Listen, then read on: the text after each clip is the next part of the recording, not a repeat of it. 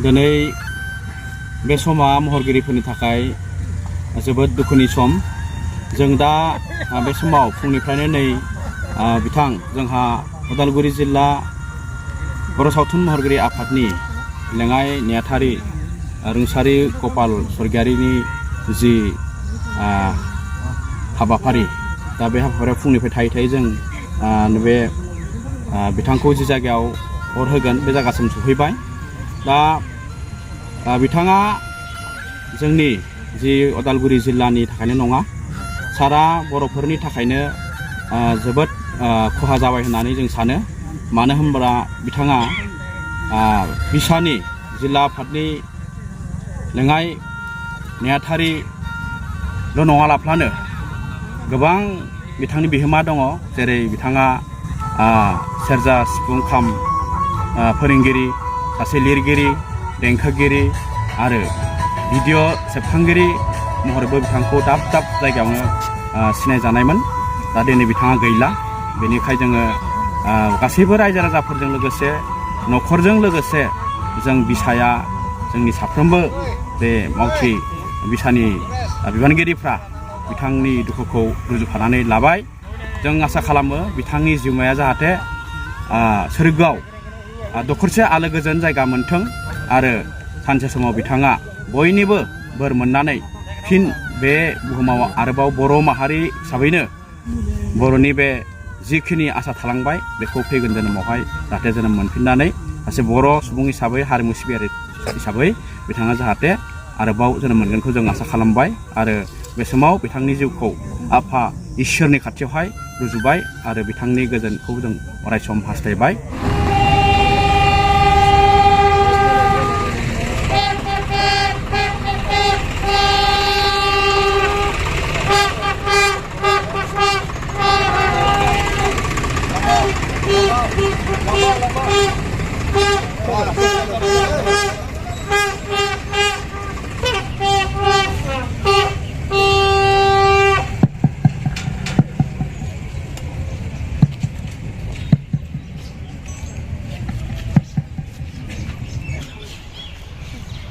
Trainer also trained under him. Today special way with the Neff's family pray and wish may the good Lord give him eternal rest, and also we remember and pray for his beloved family. Give the strength and courage to bear the grief, and also we admit that is a reality, and God Almighty. So once more,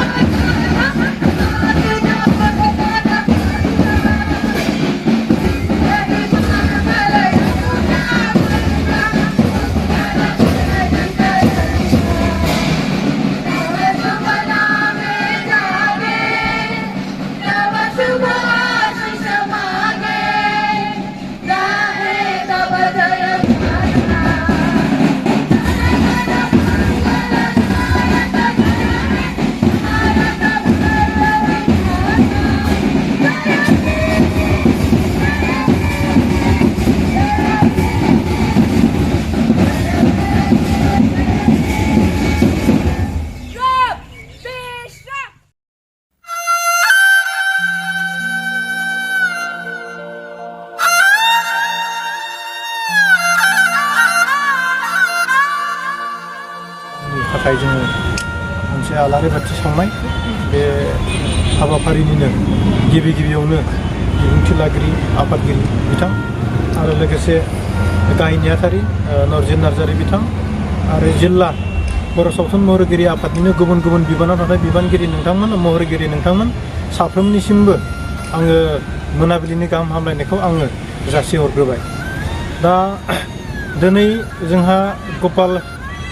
Swargiary जे उदालगुरि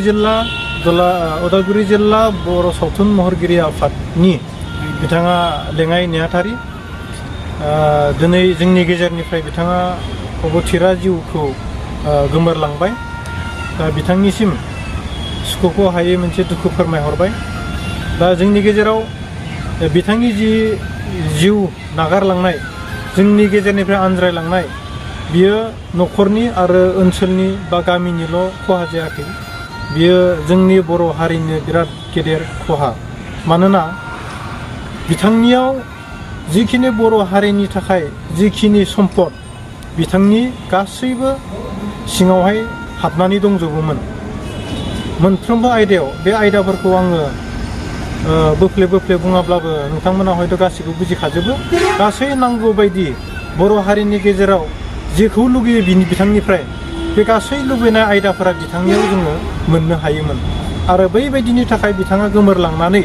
जोंखौ गोबांखिनि जोंखौ खहा खालामनानै गालांनाय जाबाय जोंनि थाखाय खहा जाबाय बिनि थाखाय दुखु फोरमायबाय आरो बिथांनि जिउ जारिमिनखौ आङो बुंनो होनना सानाखै जे बिथांनि जिउ आत्माया जे अबथिरा जिउ गोमोरलांनायनि गेजेरजों जाहाथे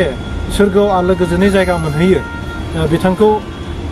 उदालगुरि जिल्ला बर' सावथुन महरगिरि आफादनि जानानै इसोरनिसिम निजोम आर'ज गाबहरबाय आरो इयुननि समाव जोंखौ गोजौआव थानानैब्लाबो मोनफ्रोमबो हाबाफारिखौ मावलांनायाव जाहाथे जोंखौ मदद आरो जोंखौ मोजाङै हेफाजाब खालामहरो बिथांनिसिम बेखिनिखौ आसा फारिनानै गोलाव बिबुंथि लाखियाफालानो दिनैनि बे बिथांनि जि जिउनि सोरां जि आलारि बाथि सावनाय बे आलारि बाथि सावनायजों लोगोसे जि फंनैसो बिबुंथि बेखौ बुंनानै फोजोबनानै आंनि बिबुंथिखौ एसेयावनो फोजोबबाय गोजोन्थों।